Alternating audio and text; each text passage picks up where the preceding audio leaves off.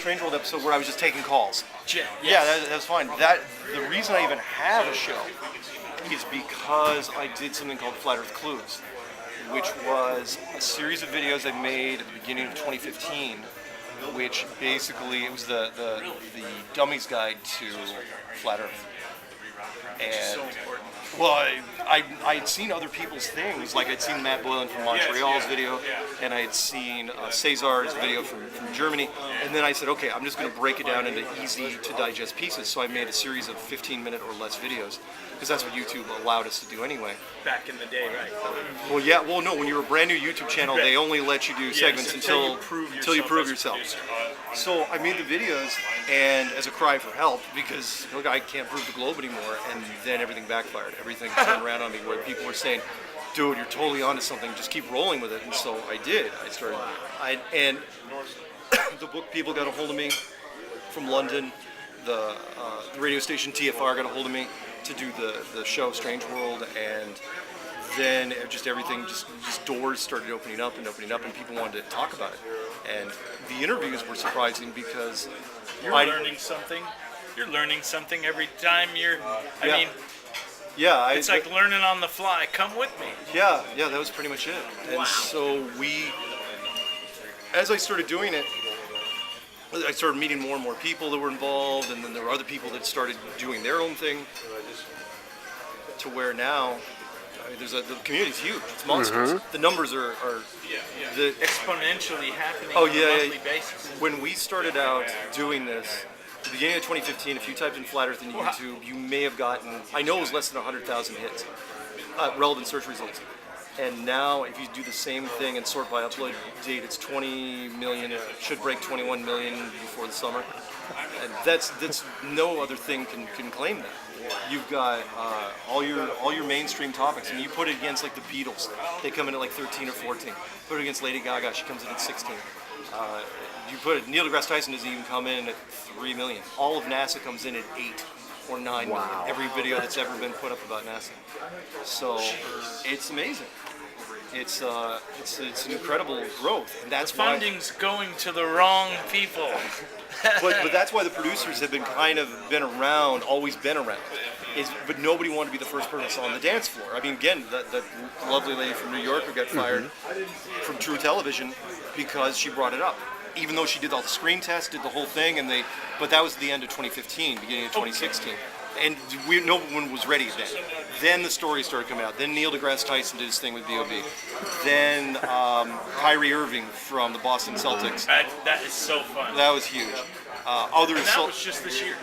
A year ago. And Shaquille. When he came out. Because he was playing for the Cavaliers during the All-Star break of last year when he came out. So he's only been out a year. Yeah, I saw that. And you couldn't have asked for anything more on that. No, sir. Because LeBron introduces the subject and then says, well, you know, Kyrie, and Kyrie's getting interviewed right next to him in the next booth. And Kyrie! The marketing value for that was huge. And somebody recommended that to me. They go, you've got to put that clip at the front of your Strange World shows. So true. And because he goes, you can't, even if you had $5 million to give LeBron to endorse something, you're never going to get this. Yeah. And Kyrie, and those two were best buddies because Kyrie had just won him a championship. Yes. He had hit the game winner.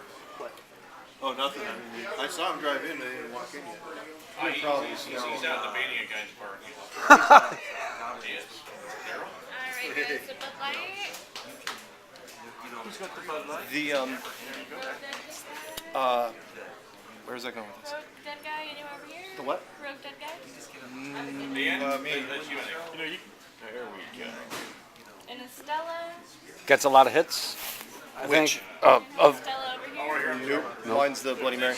I think you were at Flat Earth gets a lot of hits, and Kyrie Irving. And Oh yeah, Kyrie Irving. Could I get a water? No ice, too? Yeah. Thank you very much. The Kyrie Irving generated a huge amount of hits. Well, it wasn't just that. It really was the LeBron James connection. Is really what did it, because LeBron James is one of the biggest guys in sports, and he and Kyrie were best friends because he won him a title. It's like, hey, won him a title in Cleveland. Then Kyrie gets himself traded because he knows, it's like, hey, I had the game winner. Maybe I can be a marquee player. So he goes to Boston. Except he got hurt this year. But Well, No, I'm not calling. whoa, Have they done good? I don't know. It's spicy. Tell you in an hour. It is spicy. So he goes to Boston. He doesn't backpedal, but that was one of the first things he says. So here's the reason why the Kyrie thing was so huge.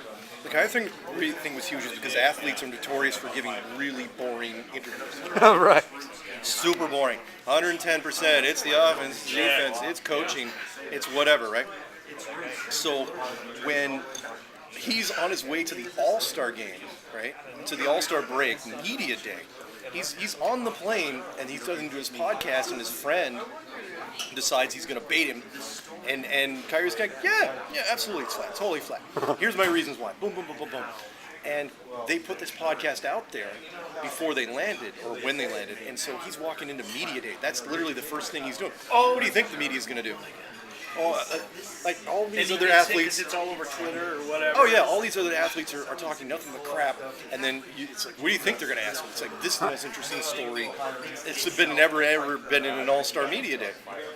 And everyone took off. It just lit everything on fire. And LeBron, at the time, because remember, they were teammates, literally sitting in the same, that's how we got that clip. They were sitting right next to each other in the tent.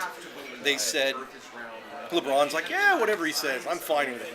Hell, he won me a ring. What do I care? Yeah, it was beautiful. It showed a beautiful friendship between them, you know. Yeah. So he goes. And that's how you want everyone to treat you when you tell them. Okay? So it's almost a lesson Yeah. from LeBron on courtesy and hearing people out. Don't shoot him down. Yeah, Why hear would you? people out.